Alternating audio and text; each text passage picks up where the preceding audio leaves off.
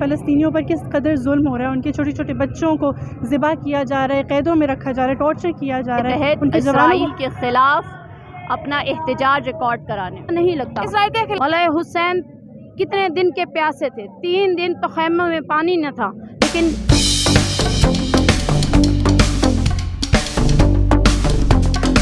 بسم اللہ الرحمن الرحیم۔ السلام علیکم سیم ٹرو چینل کے پیارے ویورز، میں ہوں سیمی چودھری اور آج یہاں پہ وال پہ ایک جلسہ نکالا گیا ہے۔ کس سلسلے میں نکالا گیا ہے؟ وہ اس سلسلے میں نکالا گیا ہے کہ اسرائیل کو تسلیم کرنے کے سلسلے میں جو حکومت نے اسرائیل کو تسلیم کر لیا، اس پر یہاں پر یہ سب لوگ احتجاج کر رہے ہیں اس حوالے سے اپنے مسلمانوں کے حق میں کہ ایسا کیوں کیا گیا ہے۔ اس حوالے سے ان سے جانتے ہیں، کچھ سوالات کرتے ہیں اور کچھ باتیں جانتے ہیں۔ السلام علیکم۔ وعلیکم السلام ورحمۃ اللہ۔ جی، کیا نام ہے آپ کا؟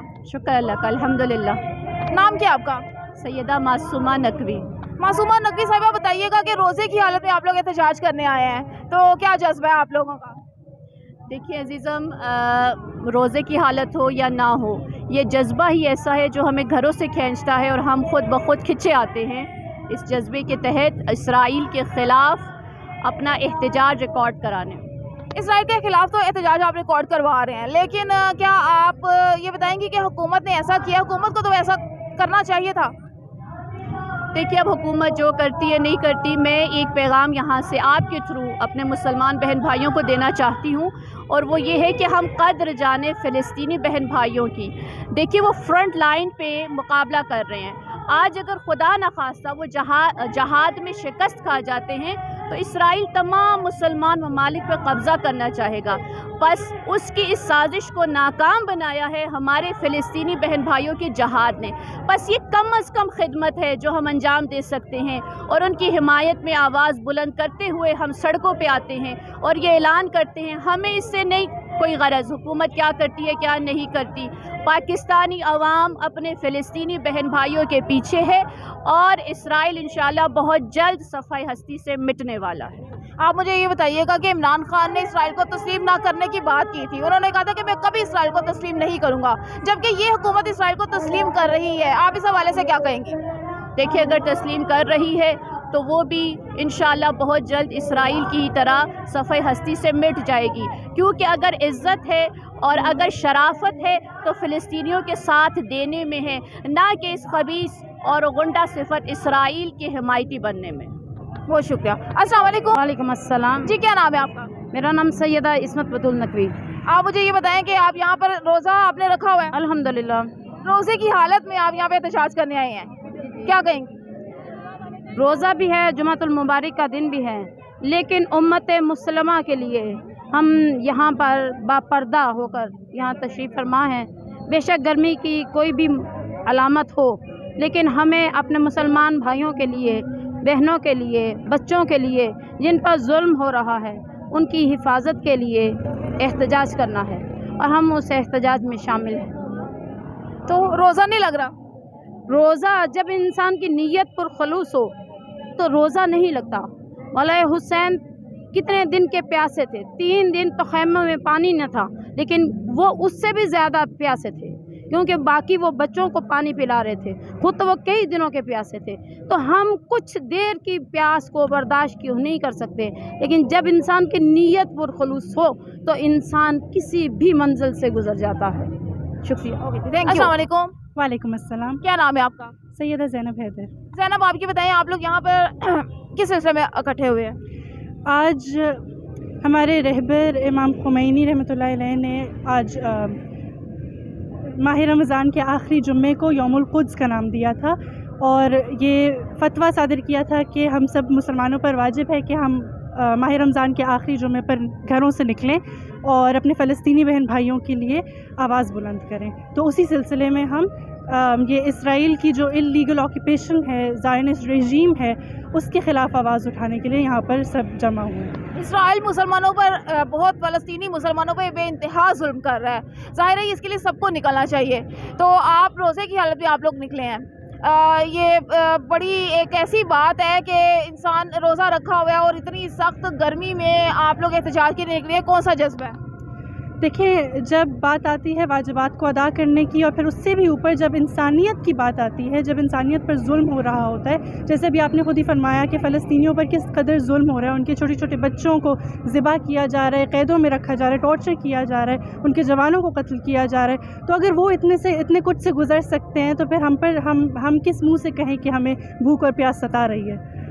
تو یہ صرف آپ لوگ چند لوگ ہیں، تو آپ کا نہیں خیال کہ پورے پاکستان کو بلکہ پوری دنیا کے احتجاج کے لیے نکلنا چاہیے؟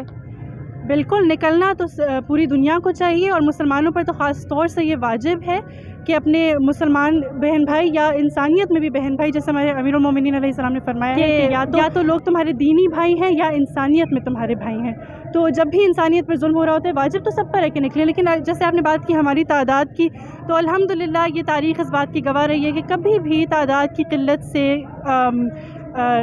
کسی بھی موومنٹ پر یا کسی بھی انقلاب پر فرق نہیں پڑا ہے. قلیل ترین افراد جو ہیں وہی سب سے بڑا سیلاب برپا کرتے ہیں الحمدللہ. تو یعنی کہ یہ لوگ، میں اس لیے کہوں گی کہ یہ لوگ کل اللہ کے سامنے سرخرو ہوں گے کہ انہوں نے حصہ ڈالا تھا فلسطینی بھائیوں کے بہنوں کے لیے، انہوں نے اپنا حق ادا کرنے کی کوشش کی تھی جتنی کر سکتے تھے. یہ خواتین نکلی ہیں، یہاں پہ بہت سے مرد ہیں جو ان کے ساتھ نکلے ہیں.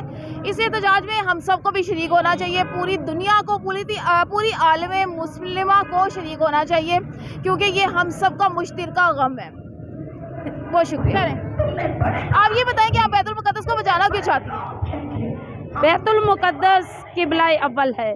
ہمارے رسول خاتم النبیین شفیع المذنبین اپنی نمازیں قبلہ اول کی طرف منہ کر کے ادا کرتے رہے. سورہ بقرہ میں ارشاد ہو رہا ہے کہ رب ذوالجلال فرماتا ہے، اے رسول میں دیکھ رہا ہوں کہ تیرا چہرہ آسمان کی طرف اٹھتا ہے، انشاءاللہ جلد میں اس کو تبدیل کر دوں گا. تو رسول خدا جس طرف منہ کر کے نماز پڑھتے رہے، ہمارے انبیاء جس کی طرف منہ کر کے رب ذوالجلال کی عبادت کرتے رہے، آج ہم اپنی امت کے لیے، امت مسلمہ کے لیے اسے محفوظ بنانا چاہ رہے ہیں، اور چاہتے ہیں کہ وہاں پر ہم جا کر باقاعدہ طور پر نماز ادا کر سکیں، تاکہ ہم اپنے خاتم النبیین کی سنت کو ادا کر سکیں. بے شک کہ قبلہ دوم بیت الحرمین ہماری عبادت کے لیے رب ذوالجلال نے منسوخ کر دیا، لیکن ہمارے لیے وہ بھی اتنا ہی مکرم ہے، اتنا ہی معظم ہے جس طرح ہمارے لیے بیت الحرام ہے. ہم اگر بیت الحرام میں جا کر حج ادا کرتے ہیں تو وہاں جا کر ہم اپنے نبی کی معراج کو دیکھتے ہیں. نبی کی معراج کو دیکھنا ہمارے لیے اولین عبادت ہے. شکریہ. اوکے، تھینک یو، بہت شکریہ. السلام علیکم. وعلیکم السلام. کیا نام ہے آپ کا؟ میرا نام ساجدہ حسین.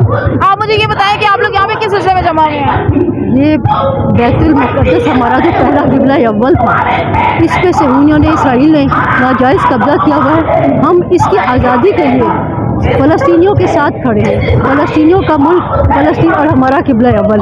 ہم چاہتے ہیں کہ اس کو اسرائیل جو ناجائز حکومت ہے وہ اس کا قبضہ چھوڑ دے. ہمارا پہلا قبلہ اول ہے اور وہ فلسطینیوں کا علاقہ ہے.